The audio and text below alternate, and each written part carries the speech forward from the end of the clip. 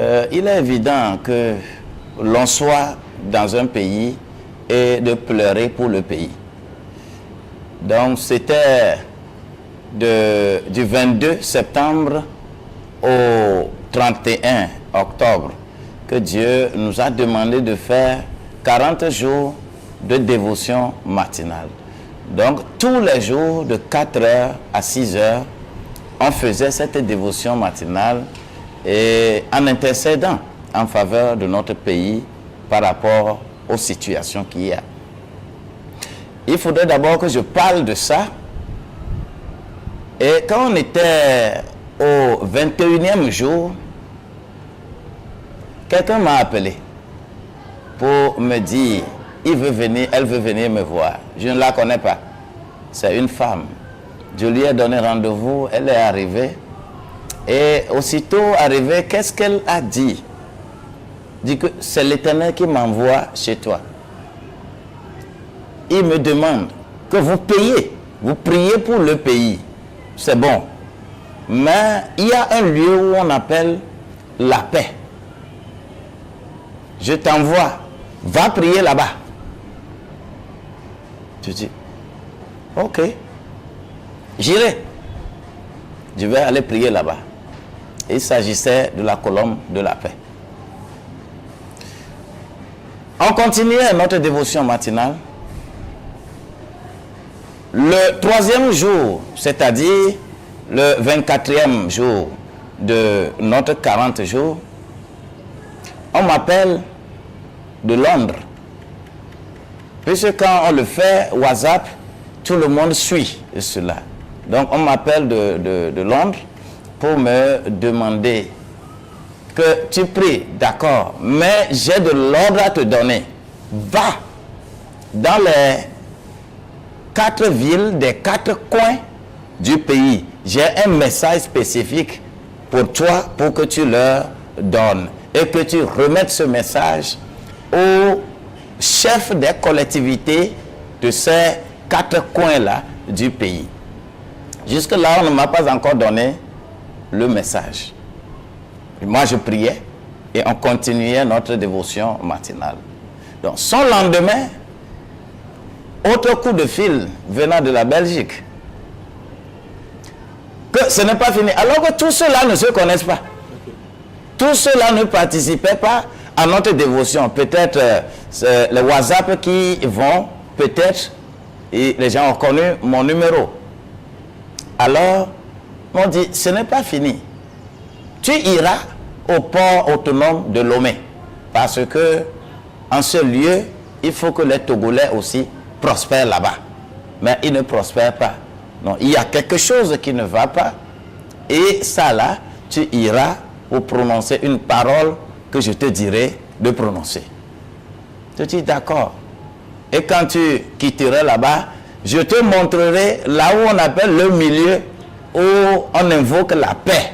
Mais cette paix n'est pas ma paix, mais c'est la paix des hommes. Je te demande d'aller prononcer la parole de ma paix là-bas. Alors qu'on m'avait déjà dit cela. Donc, c'est dans ce contexte-là que moi j'étais et on priait, je demandais maintenant, qu'est-ce qu'il faut aller dire? Parce que tu ne vas pas partir là-bas pour dire n'importe quoi. Et c'est dans ce contexte que, quand on était au 38e jour de notre dévotion matinale, c'était un dimanche, et que j'étais à l'église, on faisait louange et adoration. Je n'étais pas encore sorti de mon bureau pour rentrer, pour m'asseoir là où je m'assois dans l'église, quand on vient m'annoncer que quelqu'un me cherche. Qui est celui-là? Je ne la connais pas aussi. Et cette personne, je lui ai dit, bon, qu'elle n'a qu'à venir. C'est un homme qui arriva au bureau et qui me dit, l'Éternel m'a envoyé chez toi. Quand tu iras, c'est tel verset que tu vas donner. C'est tel verset que tu vas donner. C'est pour cela que je suis venu pour te l'annoncer. Et au même moment, Il me dit que nous sommes 3. Que eux, ils étaient en train de prier. Cet homme-là avec sa femme. Et en priant, on montrait une image. Mais lui, il regardait l'image, il ne disait rien. Mais sa femme commençait à crier en parlant de ces images-là. Il s'agit de quelle image? On était 3. Qu'on a écrit nos noms sur nos fronts. Et la femme disait qu'elle connaît 2 personnes. Mais la 3e personne, elle ne la connaît pas, la 3e personne. Et quant à l'homme, l'homme dit que oui, moi aussi je vois ça. L'homme, c'est Abu Dhabi. 3e personne, c'est Abu Dhabi. C'est bien écrit. Je le connais. Je vais aller vers lui. Et on a demandé de nous amener ces versets que nous devons aller prononcer là où on nous envoie. Donc, les messages là sont venus de divers horizons et entre ces gens-là, personne ne connaît personne. Et moi-même, je ne les connais pas. Si c'était seulement à l'intérieur de mon église, si je dis que c'est moi-même qui ai rêvé, c'est moi-même qui ai fait ceci, j'ai menti.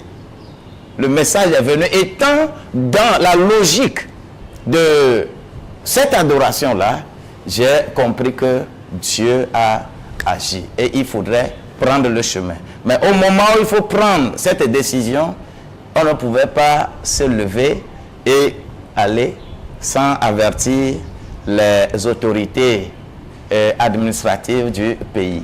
Donc j'ai écrit au ministère de l'administration territoriale pour demandant la permission d'aller pour voir les chefs cantons, les chefs de ces localités-là et pouvoir prier avec eux, avec leur communauté et leur livrer le message. Et quand j'ai fait cette demande, on m'a accordé un peu tardivement parce que le temps prévu, j'ai pas eu le papier au temps prévu, mais j'étais parti. Parce que j'ai estimé par rapport à ce que j'ai subi au cours de la nuit, j'étais parti rester dessous. On dit que ce n'est pas encore fait. Ce n'est pas encore fait. Mais le lendemain, je devrais être à Mandouri. Donc, j'ai pris mon chemin, j'ai pris ce risque-là et j'ai continué sur Mandouri. Et c'est devant le chef de Mandouri qu'on m'appelait du ministère comme quoi ma demande a été agréée en partie.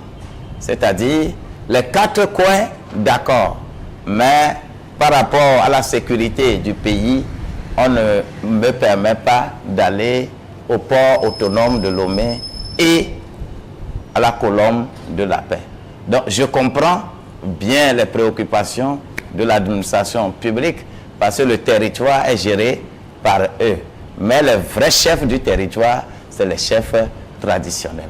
C'est dans ce contexte-là que j'ai fait toute cette tournée-là. Ouais. Nous sommes actuellement à Mandouri. Nous avons pris la voie numéro 3 de Dapan qui mène de Mandouri à Dapan pour la mission pastorale que le pasteur vient de mener. J'ai pris le chemin pour atterrir à Dapan le mardi passé. C'était quelle date? Je ne sais plus. Le mardi passé. Le 10. Et lorsque le lendemain, mercredi, j'ai pris un de mes pasteurs qui est à Ngotien et nous sommes arrivés à Dapaon. Mais le lendemain matin, j'ai cherché quelqu'un du milieu qui nous a conduits à Mandouri. Sincèrement, à Mandouri, arrivé, on m'a amené directement chez le chef de canton de Mandouri. Et le chef canton m'a demandé est-ce que je suis passé par la préfecture. J'ai dit non, mais j'ai quand même la demande qu'on m'avait déchargée au ministère de l'administration territoriale. Et elle a dit, bon, il serait bon que j'aille me montrer au préfet avant de venir. Donc nous, on était allés retourner à la préfecture pour les formalités d'usage. Donc arrivé, malheureusement pour nous, les préfets de la région étaient au Burkina, c'est-à-dire ils n'étaient pas là. Et le secrétaire général qui est sur le territoire, lui aussi, il n'était pas sur place. Donc on l'a joint par téléphone. Il nous a demandé de lire le courrier et on lui a lu le courrier en ligne. Mais il a dit qu'il est d'accord, mais il faudrait qu'on attende. Le soir, il va revenir et on fera ça le soir. Mais je ne suis pas arrivé à Mandouri pour dormir à Mandouri. C'est une tournée que je suis en train de faire et j'ai le papier que j'ai adressé au ministère de l'administration territoriale. Et on a discuté comme ça et on a fini. Et on est retourné auprès du chef. C'est la parole de Dieu. Donc le message, j'ai livré le message. Et je commençais à prier lorsque le CB était arrivé avec son élément pour nous demander d'arrêter. Et nous avons arrêté et ils ont demandé de vérifier nos identités. Bon, quand on lui a remis le papier, il a dit que non, on va aller vérifier à la brigade. Et que si tout est correct, je vais encore revenir. Bon, moi, je leur ai dit que Dieu ne fonctionne pas comme ça. Si on va là, si on vérifie et c'est correct, je ne reviens plus là-bas, chez eux. Mais je vais continuer sur Saint-Cassé, dans l'autre corner du pays. Parce que c'est le message de Dieu que moi je viens livrer. Je ne viens pas livrer mon message pour que je sois inquiété. Donc, nous étions allés à la brigade et ils ont tout vérifié. On a appelé également, nous avons appelé Lomé pour s'assurer que nous ne sommes pas des fauteurs de troubles arrivés dans le milieu. Donc, ils ont vu que tout était dans les normes. Et on a quitté là-bas, et on est parti. Mais ce que je dois dire, quel message réellement Dieu avait donné pour que j'aille livrer à ces chefs de canton des 4 coins? Et Dieu m'a dit que c'est les 4 coins là, quand le message arrive là-bas, c'est déjà arrivé dans tous les royaumes du Togo. Les chefs cantons, les chefferies, ça arrive à ces niveaux. Donc, d'aller livrer cela. Tout comme Dieu m'avait envoyé dans le royaume de Togoville et que j'étais allé également là-bas prier pour le roi. Je ne vais pas dire tout ce qui s'en est sorti. Si Dieu t'a appelé pour quelque chose, va le faire selon Dieu, pas selon les humains. Le message est dans Ézéchiel chapitre 11. C'est le message qu'on m'a demandé d'aller livrer. Qu'est-ce qui est écrit là-bas? Ce qui est écrit là-bas, c'est que l'Éternel transporta Ézéchiel à la porte orientale de Israël et voilà une fenêtre ouverte, parce que quand on parle de porte orientale, c'est la porte de la connaissance, la porte de la sagesse et la connaissance, parce que c'est les fils d'Orient qui sont là-bas. Ce sont les fils de la 3e femme de Abraham, Ketura, à qui Dieu a confié l'intelligence et la sagesse. Quand Jésus-Christ était né, c'est eux les rois mages qui étaient venus pour adorer Dieu. Lorsqu'on veut parler des étoiles, parler de qu'est-ce qui va se passer, les fils d'Orient sont beaucoup plus habilités à en parler. Si l'Éternel Dieu dit de regarder l'Orient vers l'Orient, ça veut dire beaucoup de choses. Cela veut dire des choses qui vont arriver. Et lorsqu'on a vu, Ézéchiel dit qu'il a vu quelqu'un qu'on appelle Jézania et un second Pélatia. Les deux hommes ont réuni 25 hommes et leur dit que ce n'est pas le moment, vous pouvez continuer et construire vos maisons.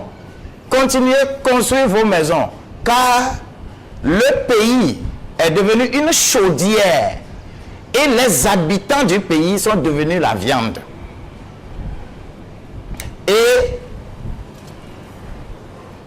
la viande sera toujours là. Ne les regardez pas. Construisez, construisez. Mais qui est Jézania et qui est Pélatia? Jézania est le petit-fils de Jérémie, le prophète. Vous voyez un peu? Et Pélatia est le petit-fils de Hanania. Les deux prophètes là. Jérémie est le prophète juste de Dieu. Hanania est mauvais prophète de Dieu.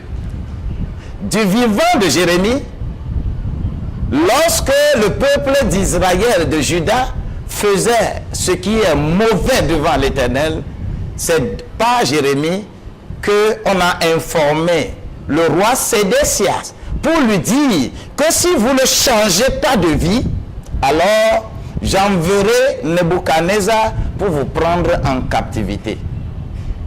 Mais cet homme, Sédécias, n'avait pas obtempéré. Alors qu'il y avait un autre prophète en ce temps qu'on appelait Hanania.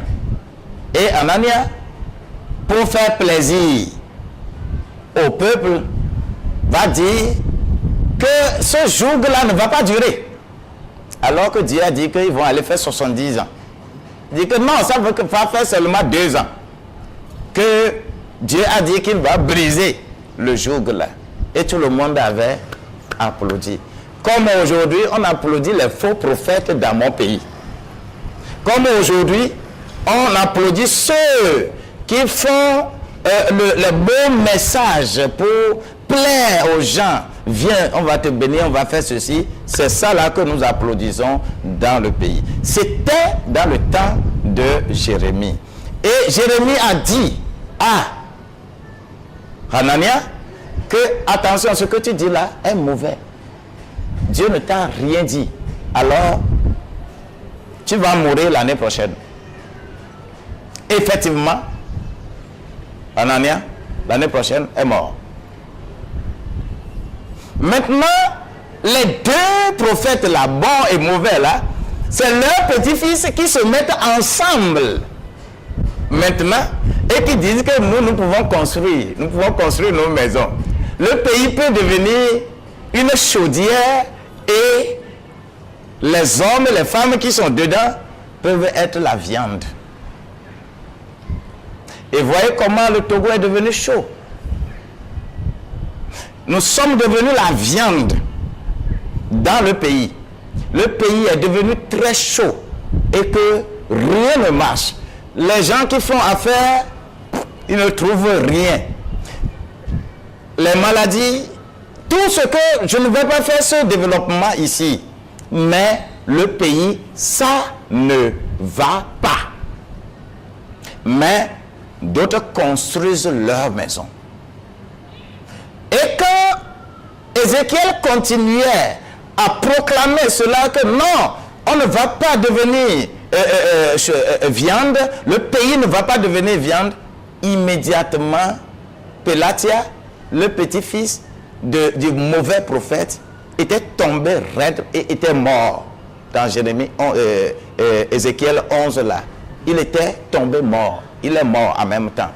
Et Ézéchiel disait que attention, que il n'est pas venu. C'est comme ça que tu vas faire au peuple d'Israël, au reste qui est là, ne les tue pas.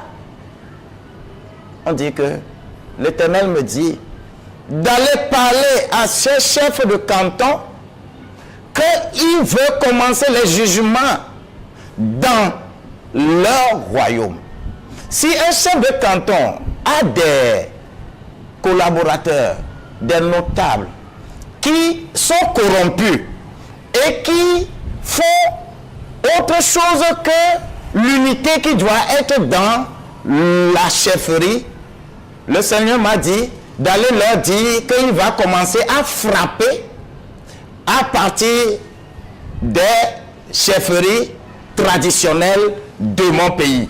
Il va frapper, il va frapper, et que chacun de tous ceux qui sont autour du chef, de tous les chefs traditionnels, les chefs cantons de mon pays, soient solidaires avec le chef et dans la vérité et dans l'équité. Ne pas manger, ne pas avoir double langage. Celui qui aura double langage, Dieu a dit qu'il va commencer à frapper là-bas. Et quand il va commencer à frapper, il frappera jusqu'au sommet. Tous ceux qui ont double langage. C'est le message que Dieu a dit d'aller leur livrer. Et quand Ézéchiel a fini de livrer ce message, l'Esprit l'a transporté à Chaldée pour rencontrer les réfugiés. Dieu m'a dit que quand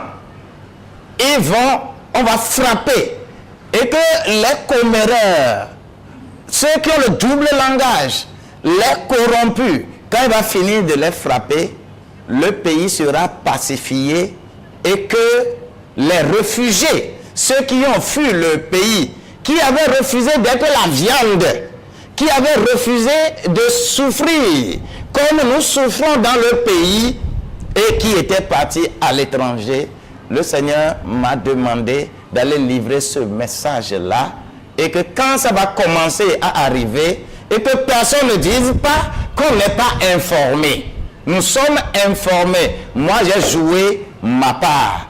Et c'est ce que j'ai livré à Mandouri, c'est ce que j'ai livré à Boadé, au deuxième corner nord-ouest du Togo, dans la Corne là-bas, et ce que je suis revenu livrer dans l'Ola, à Anejo, au chef canton d'Abeho, et c'est ce que j'ai livré à Amouti-V, au chef canton d'Amouti-V, qui fait close à la mer. Tout en sachant que j'étais d'abord allé à Cordovia-Copé, le chef de Cordovia-Copé, on a dit qu'il n'est plus. Donc il y a le régent, le Chamigan, qui était là. J'ai été chez lui, j'ai livré le même message et j'ai prié avec eux. Et c'est eux qui m'ont dit que le canton, c'est le chef canton qui est à motiver d'aller, il serait bon d'aller de livrer le même message là. Donc hier, j'ai livré ce message et c'est clôturé. Vous avez dit que c'est qui s'annonce pour le Togo là, ce sont des jours sombres?